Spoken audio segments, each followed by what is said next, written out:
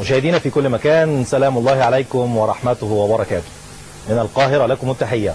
أسعد بكم وهذا اللقاء المتجدد والحكمة معاك. وضيفنا النهاردة الأستاذ خالد صبيحة، وهيكون معانا في الجزء الثاني من الحلقة. نبدأ معاكم أولى فقرات الأستاذ خالد صبيحة اللي بنرحب بيه لأول مرة معانا في البرنامج. أستاذ خالد أهلا بيك معانا. أهلا بيك يا أستاذ هاني. نورت برنامج الحكمة معاك، ويعني نشرف بيك في هذا اللقاء. ربنا يخليك. ونحب كده نعرف من حضرتك النهارده فكرة مشروعنا. ويمكن أنا قبل حضرتك ما تقول، أنا هقول للسادة المشاهدين إن ناس كتير جدا اتصلت بينا نفسها تعمل مشروعات خياطة أو مشروعات ملابس جاهزة، ولكن ليس لديها الخبرة الكافية في التفصيل وفي الحياكة. فكان الاستاذ خالد يعني دوره معانا ان الراجل لم يتردد ان هو يجي يشرح لنا القصه، وان الراجل يجي يحكي لنا ازاي ابدا مشروع ملابس جاهزه من الالف للياء. النهارده هنتكلم في اهم نقطه، وهي نقطه التفصيل، واترك المجال للاستاذ خالد يوصف لنا فيه المشروع. بسم الله الرحمن الرحيم. وطبعا معروف ان من اهم خطوه من خطوات صناعه الملابس هي عمل الباترون. وعمل الباترون هو من اسباب نجاح او فشل المنتج. وعشان نتعلم الباترون حضرتك ممكن بناخد شهور وممكن ناخد سنين في تعليم الباترون. تمام. لانه بيعتمد على الناحيه العمليه. تمام. وفي الاخر ممكن بعد التدريبات ديت ممكن نتعلم الباترون وممكن ما نتعلمش الباترون، لان هي مهنه صعبه جدا، بدليل ان المصنع مثلا حضرتك اللي فيه 100 عامل مثلا على المكنه بيبقى فيه باترونيست واحد، شخص واحد بيعمل باترون. هو القطع والباقي كله هو بيعمل باترون والباقي كله بيشطب. هي اهم مرحله هي عمل الباترون ديت، وتعليمها بياخد وقت شهور واحيانا سنين. الحمد لله بفضل ربنا فكرتنا وفرت الشهور والسنين، وممكن في اقل من ساعه واحده بس من خلال الماكيت اللي الحمد لله ربنا وفقنا فيه. تمام. يقدر اي شخص عنده فكره بسيطه عن التفصيل يقدر اللي هو من خلال الماكيت دوت يقدر ان هو يطلع الباترون ويبتدي يفصل ويشتغل. انت حضرتك شوقتني للمشروع، ويمكن انا هطلب بقى من استاذ جمال عماره كده ان هو يبتدي ان هو يورينا التقرير اللي فيه طريقه القص وطريقه عمل الباترون. لان القصه دي زي ما سمعتوا من الاستاذ خالد ان هي بتاخد عناء وبتاخد وقت طويل جدا في التعليم والتعلم، وممكن في النهايه ما الانسان ما يقدرش ان هو ينفذها على الطبيعه. فالاستاذ خالد ابتكر فكره جديده بنتعلمنا الطريقه دي، ولكن في وقت مختصر جدا ومختزل، وهو ساعة زمن. ويمكن النهارده هيكون لنا يعني ان شاء الله لقاء مع تقرير مصور عدناه مخصوص ان احنا نحاول ان احنا نوريكم طريقه عمل الباترون. النهارده هبتدي مشروع خياطه او مشروع ملابس جاهزه، وانا خبرتي ضعيفه. حضرتك ايه النصائح اللي ممكن توجهها لي عشان ابدا المشروع صح؟ هو في البدايه طبعا المشروع عشان يبدا مشروع صغير لازم في البدايه هتبقى موجوده مكنه خياطه. تمام. مكنه الخياطه سهل ان حد يتعلم ان هو يشتغل على مكنه الخياطه، بس الحاجه اللي كانت صعبه جدا ان حد يتعلم يقص او يطلع باترون. تمام. دي اللي صعبه جدا. فيعني كان بيبقى فيه اجتهادات كده عشوائيه، ممكن حد مثلا يجيب جاكيت فيفكه فيعمل زيه، ويجيب عبايه فيفكها فيعمل زيها. وفي ورش كمان شغاله على كده، وفي مصانع صغيره بتشتغل على كده، بتجيب منتج وتفكه وتشتغل عليه. لان المشكله الكبيره هي في عمل الباترون دوت. تمام. فباذن الله فكرتنا بتوفر فرصه تعليم الناس. حتى تورينا كده للكاميرا كده يعني الباترون اللي حضرتك عامله شكله اولا يعني هي شكله سهل يعني.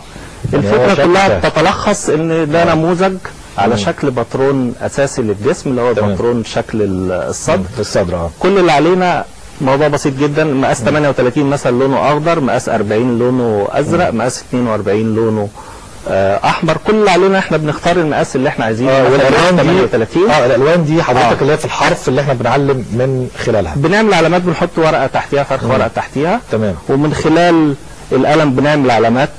تمام يا فندم. داخل اللون الاخضر لو مثلا هنشتغل في مقاس 38 هنعمل علامات داخل اللون الاخضر.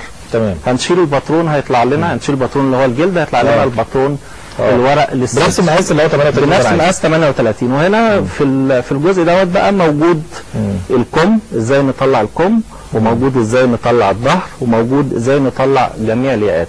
مش بس كده، كمان بيبقى معاه كتيب شرح الكتيب بقى بيحول الباترون دوت، انا عملت باترون اساسي، بيحول الباترون الاساسي دوت لاي موديل احنا محتاجينه. بمعنى احنا ممكن نشتغل من اول هدوم البيت، الجلاليب والحاجات البسيطه ديت، لغايه فستان الزفاف ممكن يتعمل من خلال الباترون دوت. تمام جدا. طيب انا عايز برضه اسال حضرتك ان لو انا ما عنديش خبره مطلقا في موضوع الخياطه وموضوع التفصيل، هل سهل ان انا ممكن اتعلم الموضوع دوت واتعلم المهنه دي في فتره قصيره، وان انا ممكن في يوم من الايام ان انا يبقى عندي انتاجيه واعرف انتج؟ هو في البدايه حضرتك يعني موضوع الخياطه لازم يتعلم الخياطه الاول. تمام. يعني عشان يقدر ان هو يستعمل ده بشكل كويس لازم يكون عنده فكره ولو بسيطه عن الخياطه نفسها، عن الخياطه، على يقف قدام مكنه خياطه ويبتدي يخيط. بالظبط. بالنسبه للقص الموضوع ان شاء الله باذن الله هيكون بسيط من خلال الماكيت بتاعنا دوت، لان كل الموضوع محتاج مقاس 38، هتعمل علامات في اللون الاخضر يطلع لك مقاس 38، محتاج مقاس 40 وهكذا يعني. فالفكره للقص وللباترون ان شاء الله باذن الله سهله وبسيطه، في اقل من ساعه ممكن اي حد يتعلم. تمام. انا يعني هستأذن كده حضرتك وهاخد معاك فاصل داخل الحلقه، يعني مش هنطلع فاصل خارجي. لا احنا مشكوره جدا يعني. الحمد لله، واحنا بنشكرك برضه على تواصلك معانا استاذ خالد ووجودك معانا النهارده ضيف. يعني هي بيبقى اختيار، هي مجرد اختيار، تخصصات بجانب ان ممكن بيبقى في ناس عندها موهبه. طيب احنا كده التقرير بتاعنا جاهز واحنا دلوقتي على الهواء، وهترك حضرتك تعلق على دلوقتي اللي احنا شايفينه. دلوقتي ده النموذج اللي على شكل باترون. محتاجين مقاس 38 مثلا لونه اخضر، مقاس 40 لونه ازرق، 42 احمر وهكذا. كل اللي علينا ان احنا نجيب الماكيت دوت ونختار المقاس اللي احنا عايزينه باللون اللي احنا عايزينه. نجيب فرخ من الورق، اي نوع من الورق، ونجيب الماكيت بتاعنا، ومثلا هنشتغل على مقاس 38 اللي هو باللون الاخضر. هنمشي بالقلم داخل الفراغات اللي هي باللون الاخضر. كل الفراغات اللي موجوده في الماكيت اللي هي باللون الاخضر دي بتمثل مقاس 38، فهنمشي بالقلم داخل الفراغات اللي هي باللون الاخضر بالشكل دوت. يعني انا بفضل ماشي كده على نفس اللون ده. كل الفراغات اللي هي باللون الاخضر تمام همشي فيها. في 4 نقط في نص الباترون، دول بيمثلوا البنسه بتاعت الصدر للباترون. تمام. يعني ده كده بيديني بعد ما بشيل هذه الباترون بلاقي بشيله بالشكل دوت كده. هو واضح كده بلاقي ان بلاقي الباترون بتاع الصدر مقاس 38. بوصل ال4 نقط اللي هم في النص دول بالشكل دوت، عشان دول بيدوني البنسه. ممكن استخدمها وممكن ما استخدمهاش. ممكن يبقى مثلا بعمل عبايه او اي حاجه فضفاضه ممكن ما استخدمهاش، وممكن استخدمها في حاجه ثانيه. كده باترون الصدر ظهر قدامنا، وكده لمقاس 38. لمقاس 38. لو كان برضه ال 40 او 42 برضه نفس خطوات العمل. حضرتك شفت الباترون كده، انا طلعت باترون الصدر ما خدش دقيقه، اقل من دقيقه. بالظبط. ده عشان انا اطلعه بالطريقه التقليديه او بالطريقه العاديه. ممكن حضرتك ياخد معايا اكتر من نص ساعه انا لو محترف كمان يعني. بالظبط. فابتدي طبعا اقص على النقط اللي هي طلعت بالشكل دوت. تمام. وكده بعد ما بخلص دوت كده بيديني المقاس اللي انا عايزه. بيديني كده المقاس اللي انا عايزه للصدر. لسه في حضرتك الظهر والكم. ده باترون اساسي من خلاله اقدر اعمل اي موديل. تمام. كمل قص. ده بتكمل قص كده. لان كده يعني بيوصل كده، انا كده خلصنا مثلا نص يعني كده خلصنا نص الامامي مثلا من القميص مثلا. بالظبط. نفس الفكره بعملها في الظهر. نفس الفكره بعملها في الظهر برضو. بجيب الجزء بتاع الظهر الخاص بالظهر وبوصل النقط لبعضها برضو، ال4 نقط بتوع بنسة الظهر بالشكل دوت كده. تمام. دي بقى بيبقى البنسه دي، يعني معلش كده وضحها لنا كده شويه اكتر يا استاذ خالد. البنسه دي بتبقى ايه بالظبط؟ يعني زي فتحه مثلا او جيب او حاجه؟ البنسه دي بتعمل عمليه تكسيم، يعني بتضيق بتضيق. ممكن استخدمها وممكن ما استخدمهاش، بس احنا حاطين كل الاحتياجات اللي ممكن نحتاجها في الماكيت بتاعنا او في المسطره بتاعتنا. تمام. او ممكن نحتاج البنسه وممكن ما نحتاجهاش. كده يبقى احنا طلعنا باترون الظهر بالشكل دوت لمقاس 38 وباترون الصدر. بقى لنا الكم. باقي كده الكمام. بقى لنا كده الكم. وطبعا نفس الطريقه دي في الجزء القميص مثلا، نفس لا حضرتك دي خاصه بملابس السيدات بس. ملابس السيدات ملابس السيدات بس، دي خاصه بملابس السيدات. ان شاء الله ربنا يوفقنا ونعمل نفس الفكره لملابس الرجال. ده جير الكم كده، انا بطلع الكم نقط باللون الفضي لغايه ما اوصل للون الاخضر، وبوصل نقطتين لبعض.